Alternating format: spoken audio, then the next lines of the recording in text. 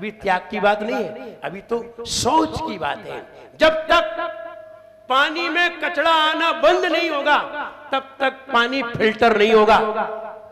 आपने filter machine देखी हो, फिल्टर मशीन बिल्कुल बंद उसमें होती है, खुले में नहीं होती, ऊपर से बंद होती है, अंदर से पानी जाता है। बाहर में मिट्टी को दबाया जाता है, लेकिन जब पानी को फिल्टर किया जाता है तो बिल्कुल कवर्ड करके किया जाता है। इसलिए अगर हमें आत्मा को शुद्ध करना है तो पहले बाहर की गंदगी रोको, बाहर से आने वाली गंदगी को रोकना चाहिए, बाहर से आने वाले विचारों को रोकना चाहिए, राग द्वेष के विचारों को, इंद्रिय के भोग के विचारों को, विषयों को और कषायों को, इनको रोकने की आवश्यकता है। यही सबसे बड़ा लोभ है। हमने हमारे लोभ ने एक विचार बना रखा है, मेरी शादी हो। देखिए ये भी तो लोभ है। कौन सा लोभ है? मेरी शादी हो। अब देखिए उसी के इंतजार में बैठ एक व्यक्ति की 40 साल की उम्र हो गई और शादी तो हुई नहीं, तो हमने कहा ऐसा करो अब तुम ब्रह्मचर्य व्रत ले लो। बोले अभी नहीं, अभी भी उम्मीद, लोभ अभी भी मना कर रहा है। कौन मना कर रहा है? लोभ। नहीं, अभी भी होने की गुंजाइश है। और हमने कहा अब तुम्हारी शादी भी हो गई तो होना क्या है? इसलिए शादी नहीं करो वही ठीक है, त्याग ही कर दो। बोले नहीं अभी नहीं। हमने ठीक नहीं, तुम्हारी होना भी नहीं है, ये बात पक्की है। बोले महाराज ऐसा कह रहे, हमने ऐसा नहीं कह रहे हैं कि तुम्हारे नाक नक्श ऐसे हैं नहीं है कि शादी के लायक हो। हरी समझ, तुम्हारे नाक नक्श हाथ पांव ऐसे हैं नहीं है कि शादी के लायक। एक व्यक्ति बिल्कुल सिंगल प्लाई, एक एक हड्डी उसकी दिखाई दे रही। हमने कहा अब आगे बैठ गए, आगे हमने बैठ गए तो हमने कहा आशीर्वाद। बोले महाराज हमारा हाथ देख लो। हमने हाथ में क्या देखना है? बोले वो हमारी शादी होगी कि नहीं। हम तुम्हारी नहीं हो वही ठीक है, लेकिन लोग बरकरार। कभी कभी हमें हंसी आती है, लोग शादी तो कर लेते हैं, तुम शादी लायक हो भी या नहीं हो। लोग तो देखो, व्यक्ति ने शादी कर ली, मैं घटना बता रहा हूं, सही घटना, अखबार की घटना बता। व्यक्ति ने शादी कर ली, एक बच्चा था तो बच्चा लेकर के आ रहा था डूंगरपुर जिले में कोई गांव होगा, वहां से आ रहा था अपने घर पर मोटरसाइकिल पे पत्नी बिठाए पीछे और बच्चा गोद। बीच में 2-3 लड़का मिल गए, उन्होंने उनकी पिटाई कर दी घस के और पत्नी छुड़ा ली। बच्चा होने पकड़, चल भग। और पत्नी लेकर के बच्चे को भगा दी, जा। अब बेचारे बच्चा ले चले आए, कोतवाली में रिपोर्ट लिखा रहे, तुमसे अपनी पत्नी रखी नहीं जा रही और चले शादी के लिए। आजकल के आदमी की स्थिति तो देखो, एक पत्नी तो संभल नहीं रही और शादी करने चली। तो हमें हंसी आई, वो हमने जब न्यूज पढ़ी हमें बहुत देर तक तो हंसी आती रही कि बताओ 2 चांटे मारे और पत्नी छुड़ा ली। अब रिपोर्ट करने जा रहे। अरे तुम्हें ताकत होना चाहिए, तब शादी करने का विचार करो। खुद की रक्षा की ताकत नहीं है, दूसरे की रक्षा क्या करोगे? और लोभ बरकरार है। लोभ इतना खतरनाक है कि आदमी मरा मराया होता है, लेकिन फिर भी नहीं शादी तो करनी है, हाँ कर लो। देखते तुम कौन सा तीर मार लोगे। लेकिन कहने का मतलब ये लोभ है और हमें ऐसा लोभ त्याग कर देना चाहिए। और आदमी को लोभ ही परेशान करता है, चाहे संसार की बातें हो। हाँ अगर लोभ करना है, साधु भी लोभ करते हैं, ऐसा नहीं करते। साधु काय का लोभ करते हैं? हे भगवान मेरी अच्छे से समाधि हो, मुझे ज्ञान की प्राप्ति हो, मुझे संयम की प्राप्ति हो। हे भगवान मेरे अंदर ऐसी शक्ति आए कि हम तप कर सकें। वो गुणों को प्राप्त करने के लिए ऐसी भावना पाते हैं। भावना को लोभ नहीं कहते, लेकिन कषाय को लोभ कहते हैं। जो इंद्रिय और विषय संबंधी होती है उसे लोभ कहते हैं। अंत में मैं ये कहना चाहूंगा, जरा सी बात कहना चाहूंगा कि व्यक्ति को लोभ के कारण क्या स्थिति बनती है। जब एक व्यक्ति राजा के नगर में गया और राजा के नगर में जाकर के रात्रि में कहीं विश्राम किया, विश्राम करने के बाद जब वो सवेरे उठा तो उसका जो बैग था जिसमें पैसे रखे थे और भी सामान रखा था, गायब। जब बैग गायब हो गया तो बड़ा दुखी हुआ, बोले अब कहां जाएं, किससे कहने जाएं।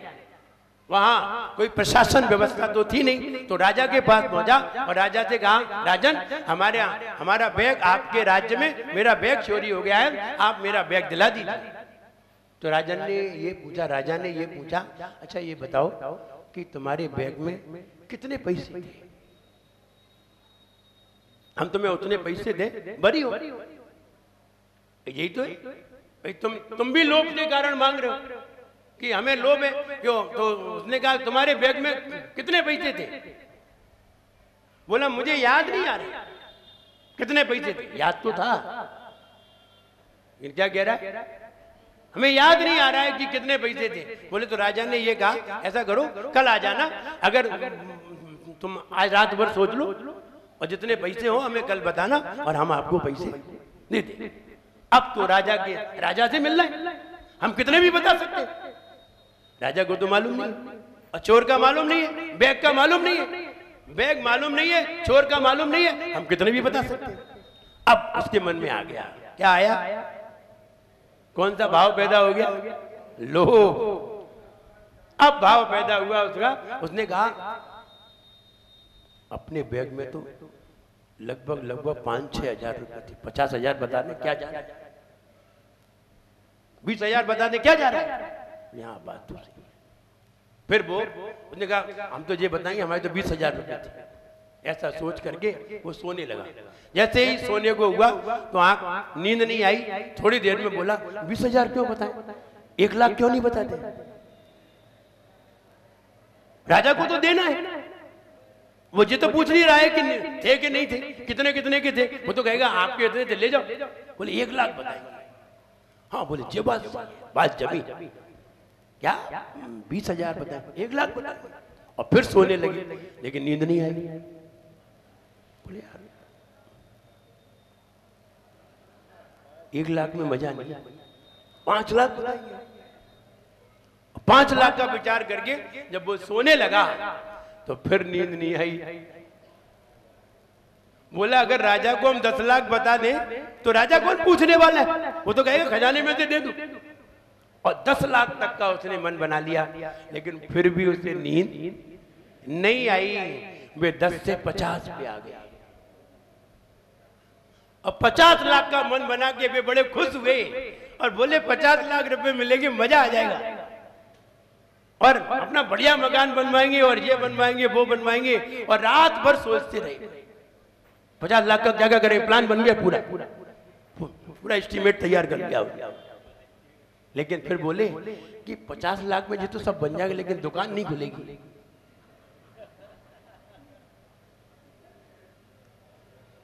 खोखा पे आ गए वे, खोखा पे आ गए। बोले 1 करोड़। फिर बोले कि 50 लाख में दुकान खुल जाएगी कि नहीं, अपन तो सोने चांदी की दुकान खोलेंगे, 50 लाख से क्या होगा।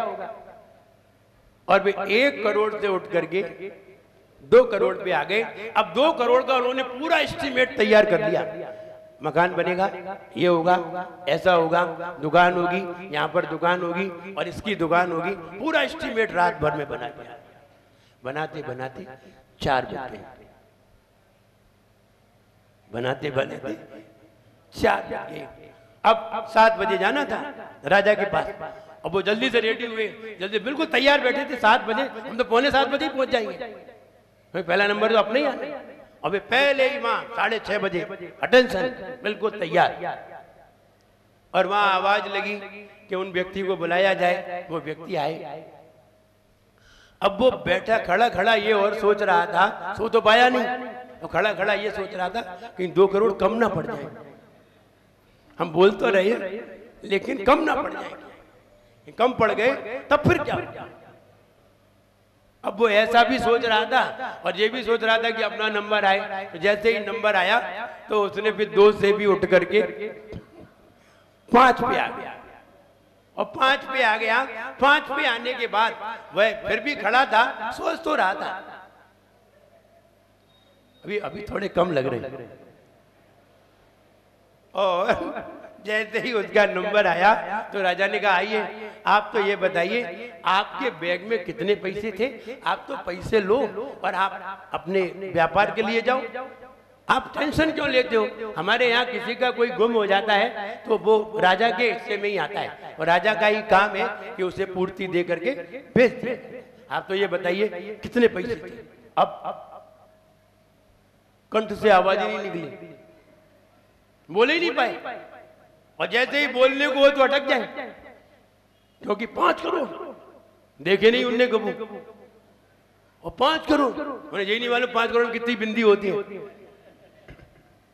लेने तो चले लेकिन उन्हें यही नहीं मालूम 5 करोड़ होती कितनी बिंदी है। बहुत सारे लोगों से पूछे ना कि बताओ 1 लाख अरब में कितनी बिंदी होंगी,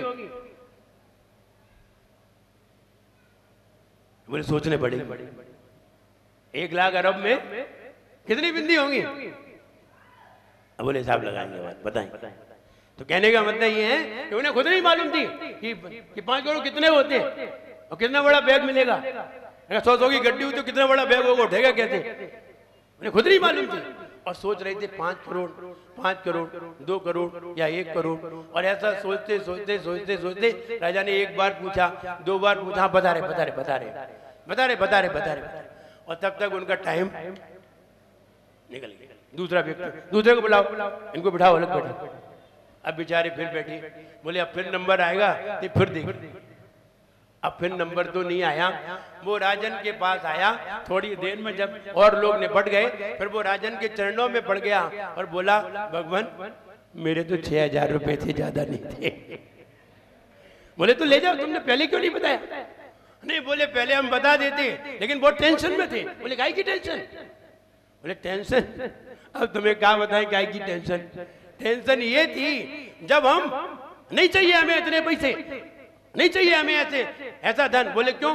बोले जिसको अभी मिला नहीं है सोचे सोचे रात भर नींद नहीं आई, मिल जाता तो क्या होता। ऐसा धन हमें नहीं चाहिए, ऐसे लोभ की जरूरत अभी तो मिला ही नहीं है, अभी तो कोरे ख्वाब थे। हम ये देखें हमारी जिंदगी इन्हीं ख्वाबों में गुजरती है। आदमी इन्हीं ख्वाबों में जिंदगी गुजार देता है और इन्हीं ख्वाबों में वह अपनी जिंदगी विचार विचार के रोता है, लेकिन उसे खुद नहीं पता होता है कि मुझे क्या मिलेगा। हम ये कहना चाहते हैं हम सभी लोभ का त्याग करें। लोभ का त्याग करने के लिए आगे की इच्छाओं का त्याग करें। ये इच्छाएं व्यक्ति को बड़ा दुख देती हैं, बहुत दुख देती हैं। इसलिए सारी इच्छाओं को त्याग करके हम अगर जीवन में अपने जीवन में धर्म अपनाते हैं तो क्रोध भी जाता है, मान भी जाता है, माया भी जाती है और लोभ भी जाता है। चारों कसाएं जैसे ही जाती हैं वैसे ही एक चीज दिखाई देती है, वो आपको कल बताई जाएगी, आज नहीं। वैसे ही एक चीज दिखाई देगी, क्रोध गया, मान गया, माया गई और लोभ जैसे ही जाता है तो एक चीज दिखाई देती है। हम उसे आपको कल बताने का प्रयास करेंगे। वही चीज सबसे महत्वशाली है। वो चीज मिलेगी तो सब मिलेगा और वो नहीं है तो सब बेकार है। इसलिए हमारे जीवन में उत्तम शौच धर्म आना चाहिए। उत्तम शौच धर्म जितना जितना आएगा हम उतने ही विशुद्ध होंगे, उतने ही निर्मल होंगे। वही ज्ञान हमारे लिए कार्यकारी है। जब बोले उत्तम शौच धर्म की परम पूज्याचार्य गुरु श्री विराग सागर जी गुरुदेव की। वीतराग शासन, वीतराग शासन, जिनेंद्र शासन, जयवंत हो। संग की जय हो। सत्य को सच में न पाया, सत्य को सच में न पाया, झूठ सच माना, झूठ सच माना, सत्य को सच में न पाया, झूठ सच माना, झूठ सच माना। उसको ढूंढा मंदिरों में, उसको ढूंढा मंदिरों में, खुद में ना जाना, खुद में ना जाना। सच यही, सच यही इतनी बड़ी मैं भूल कर गया। मेरा जीवन कोरा कागज कोरा ही रह गया, मेरा जीवन कोरा कागज कोरा ही रह गया।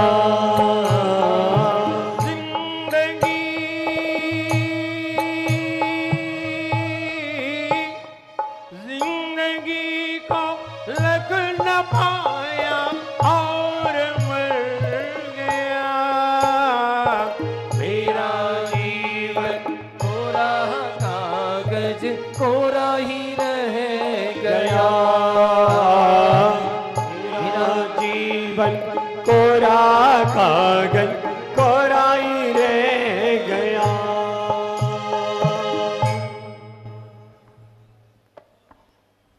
किसी ने पूछा,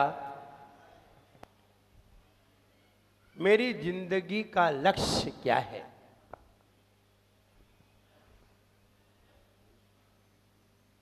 हम दुनिया में आए, दुनिया में आकर के जिए, दुनिया में आकर के जिए, दुनिया में आकर के रहे, लेकिन हमारी जिंदगी का कोई ना कोई लक्ष्य तो होगा।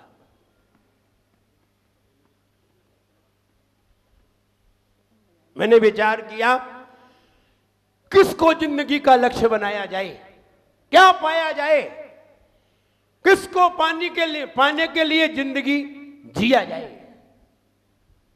प्रश्न लगता है स्वयं में ही गलत था कि जिंदगी का लक्ष्य क्या है। जैसे प्रश्न करना चाहिए, मोक्ष पाने का लक्ष्य क्या है? क्या उत्तर है? मोक्ष पाने का लक्ष्य क्या है? तो उत्तर ये है, मोक्ष स्वयं ही लक्ष्य है। जिंदगी पाने का लक्ष्य क्या है? जिंदगी स्वयं ही लक्ष्य है। ये प्रश्न ही गलत है कि जिंदगी का लक्ष्य क्या है। तुम जिंदगी ही पालो, लक्ष्य यही है। पर जिंदगी क्या है? आइए, जन्म से लेके मरण के बीच के समय का नाम, जन्म से लेके मरण के बीच के समय का नाम, हाँ, अभी तक यही समझते रहे।